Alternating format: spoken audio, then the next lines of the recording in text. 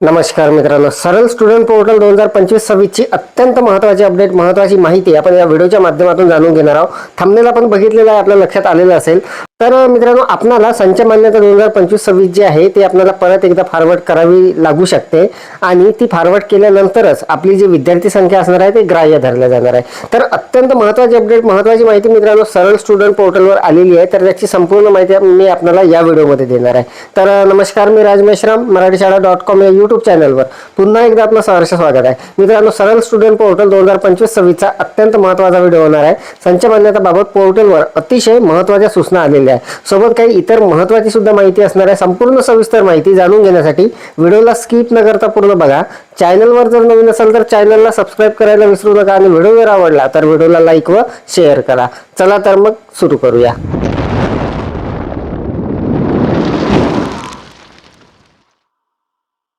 तर मित्रांनो, आपल्याला आपल्या मोबाईलच्या क्रोम ब्राउझरमध्ये ही जी साईट आहे education.maharashtra.government.in ही साईट सर्च करून घ्यायची आहे. यावर बरेचसे व्हिडिओ आपण या साईटवर बघितलेले आहे. तर बघा, इथे आपल्याला जे दुसरी टॅब आहे विद्यार्थी पोर्टल म्हणून, यावर क्लिक करायचं आहे. सरळचं स्टुडंट पोर्टल जे आहे ते इथून ओपन होणार आहे. तर मित्रांनो, इथे लॉग इन करण्या अगोदरच आपल्यासमोर ज्या महत्त्वाच्या सूचना आहेत त्या येणार आहे आणि त्या सूचना कोणत्या असणार आहेत ते आपण बघणार आहोत. आणि त्यानंतर लॉग इन केल्यावर सुद्धा आपल्याला काही नवीन माहिती जी असणार आहे ते तिथे दिसणार आहे. तर बघा, सुरुवातीला आपण इथची माहिती जाणून घेणार आहोत, नेमक्या कोणत्या सूचना महत्त्वाच्या इथे आलेल्या आहेत. तर मित्रांनो बघा, शैक्षणिक वर्ष 2025-26 साठी महत्त्वाच्या सूचना असं वर लिहिलेलंच आहे, न्यू म्हणून आहे. आणि कृपया खालील सर्व सूचना काळजीपूर्वक वाचा, सूचना समजल्याची खात्री करूनच पुढे जावे. तर बघा, संपूर्ण सविस्तर सूचना आपण वाचून घेणार आहोत. संच मान्यता अद्ययावत सुविधा सन 2025-26 साठी division mismatch, medium mismatch blank तसेच स्ट्रीम मिसमॅच ब्लँक, विद्यार्थ्यांची माहिती अद्ययावत करण्याची सुविधा तसेच इनॅक्टिव्ह डिव्हिजन डिलीट करण्याची सुविधा संच मान्यता फॉरवर्ड या टॅबमध्ये उपलब्ध करून देण्यात आलेली आहे. असल्यास फॉरवर्ड केलेली संच मान्यता संबंधित क्लस्टर हेड BEO यांच्याकडून रिजेक्ट करून शाळेकडे परत पाठवण्यात यावी. आवश्यक दुरुस्ती पूर्ण झाल्यानंतरच संच मान्यता पुन्हा फॉरवर्ड करावी. संच मान्यता पुन्हा फॉरवर्ड केल्यानंतरच अंतिम विद्यार्थी संख्या ग्राह्य धरली जाईल. तर मित्रांनो, आपल्याकडे असा जर प्रॉब्लेम असेल काही डिव्हिजन मिसमॅचचा, मीडियम मिसमॅचचा वगैरे, तर आपल्याला जे संच मान्यता झालेली आहे ते रिजेक्ट होणार आहे आणि ती परत आपल्याला फॉरवर्ड करायची आहे. आणि संच मान्यता ती फॉरवर्ड झाल्यानंतरच मित्रांनो अंतिम विद्यार्थी संख्या जी आहे ती ग्राह्य धरली जाणार आहे. अत्यंत महत्त्वाची ही सूचना असणार आहे. त्यानंतर बघा, इयत्ता 11वी 12वी कंपोसाइट स्ट्रीम म्हणून आहे. संबंधित विद्यार्थ्यांना फॉरवर्ड करण्याची सुविधा उपलब्ध असून शाळांनी तुकडी व शाखा तपासून योग्य नोंद करावी.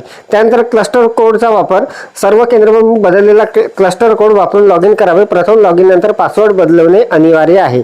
डिव्हिजन मॅपिंग बद्दल महत्त्वाची सूचना देण्यात आलेली आहे. UDAS+ मध्ये नमूद डिव्हिजन व स्ट्रीम प्रमाणे पोर्टलवर मॅपिंग करणे आवश्यक आहे. फॉरवर्ड व व्हेरीफाय सुविधा, मुख्याध्यापक, केंद्रप्रमुख व गट शिक्षण अधिकारी लॉग इन मध्ये उपलब्ध आहे. दिव्यांग विद्यार्थ्याची नोंद, सर्व शाळांनी अनिवार्यपणे नोंद करावी. सरळ समन्वयक, UDAS+ मधील बदल 2 दिवसांनी सरळ पोर्टलमध्ये दिसतील. इंटिग्रेटेड पोर्टल, सरळ प्लस UDAS+ माहिती सर्व संबंधित लॉग इन मध्ये उपलब्ध आहे. 11वी 12वी विषय नोंद, UDAS+ मध्ये शाखा नोंद नसल्यास विषय नोंद करता येणार नाही. जुनी माहिती 2024-25 पर्यंतची माहिती पाहण्यासाठी ओल्ड स्टुडंट पोर्टल लिंक वापरावी. सरळ मध्ये माहिती न दिसल्यास प्रथम UDAS+ मध्ये ती अद्ययावत करावी. तर अशा पद्धतीच्या या मित्रांनो महत्त्वाच्या सूचना असणार आहे. आता आपण पोर्टलवर लॉग इन होणार आहोत, आपली शाळा लॉग इन करणार आहोत आणि त्यानंतर तिथे काही महत्त्वाच्या सूचना आहेत त्या सुद्धा जाणून घेणार आहोत. तर मित्रांनो बघा, इथे आपल्याला या संपूर्ण सूचना वाचून झाल्यानंतर आपल्याला इथे एक चेकबॉक्स असणार आहे, इथे टिक करायचं आहे आणि इथे बघा मी सूचना वाचल्या आहे यावर क्लिक करायचं आहे. त्यानंतरच आपल्याला लॉग इन करता येणार आहे. तर बघा, इथे मी टिक करतो, त्यानंतर यावर क्लिक करून घेतो. त्यानंतरच आपल्याला मित्रांनो इथे लॉग इन करता येणार आहे. त्यासाठी मित्रांनो आपल्याला आपल्या शाळेचा ID पासवर्ड टाकावा लागणार आहे. हा कॅप्चा इथे जसे तसा टाकायचा, त्यानंतर लॉग इनवर क्लिक करायचं आहे. तर मी अगोदर लॉग इन करतो, त्यानंतर आपण समोरची माहिती जाणून घेणार आहोत. मी आता माझी शाळा इथे लॉग इन करून घेतली आहे. लॉग इन केल्याबरोबर सुद्धा आपल्यासमोर एक महत्त्वाची सूचना येणार आहे अशा पद्धतीने.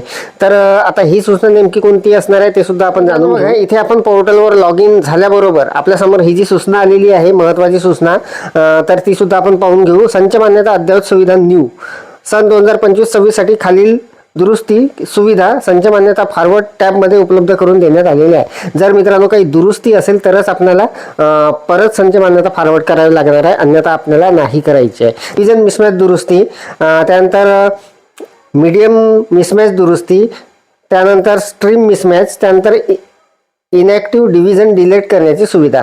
तर अशा पद्धतीच्या सुविधा मित्रांनो तिथे देण्यात आलेल्या आहे. तर ह्या अत्यंत महत्त्वाच्या ज्या सूचना आहे, सर्व विद्यार्थ्यांची संख्या योग्यरित्या पडताळून डेटा संच मान्यतेसाठी पुढे पाठवावा. आधीच फॉरवर्ड केलेल्या संच मान्यतेमध्ये दुरुस्ती आवश्यक असल्यास फॉरवर्ड केलेली संच मान्यता संबंधित क्लस्टर हेड किंवा BEO यांच्याकडून रिजेक्ट करून शाळेकडे परत पाठवावी. तर बघा वर सुद्धा एक सूचना आलेली आहे, ती समोर जात आहे. सन 2025-26 साठी संच मान्यता UDAS प्लस मधील दिनांक 23 ऑक्टोबर 2025 रोजी सकाळी 11 वाजेपर्यंत नोंद झालेल्या विद्यार्थ्यांच्या संख्येनुसार निश्चित करण्यात येईल. वरील वेळेनंतर नोंद झालेले विद्यार्थी संच मान्यता 2025-26 मध्ये विचारात घेतले जाणार नाही, याची नोंद घ्यावी. तर अशा पद्धतीची महत्त्वाची ही सूचना असणार आहे मित्रांनो. शेवटची एक सूचना असणार आहे, सर्व दुरुस्ती पूर्ण झाल्यानंतर संच मान्यता पुन्हा फॉरवर्ड करावी. पुन्हा फॉरवर्ड केल्यानंतरच अंतिम विद्यार्थी संख्या ग्राह्य धरली जाईल. तर मित्रांनो बघा, सरळ स्टुडंट पोर्टलवर आपल्याला अत्यंत महत्त्वाच्या या ज्या सूचना आलेल्या आहे संच मान्यते संदर्भात, जर आपली काही दुरुस्ती असेल मित्रांनो तिथे, तर आपली जी संच मान्यता झालेली आहे ती रिजेक्ट होणार आहे आणि त्यानंतर परत आपल्याला ती संच मान्यता सगळ्या दुरुस्त्या ज्या काही करायच्या आहे त्या करूनच आपल्याला फॉरवर्ड करायची आहे आणि ती फॉरवर्ड झाल्यानंतरच आपली जी विद्यार्थी संख्या आहे ती ग्राह्य धरली जाणार आहे. तर सरळ स्टुडंट पोर्टलची अत्यंत महत्त्वाची अपडेट, महत्त्वाची माहिती संच मान्यतेबाबत आपण या व्हिडिओच्या माध्यमातून जाणून घेतली. अपेक्षा आहे आपल्याला माहिती समजलेली असेल, व्हिडिओ आवडलेला असेल. व्हिडिओ जर आवडलेला असेल तर व्हिडिओला लाईक करा, शेअर करा आणि माझ्या मराठीशाळा.com या यूट्यूब चॅनलवर जर नवीन असाल तर चॅनलला सबस्क्राईब करायला विसरू नका. पुन्हा व्हिडिओ एका नवीन माहितीसह, नवीन अपडेटसह. तोपर्यंत धन्यवाद.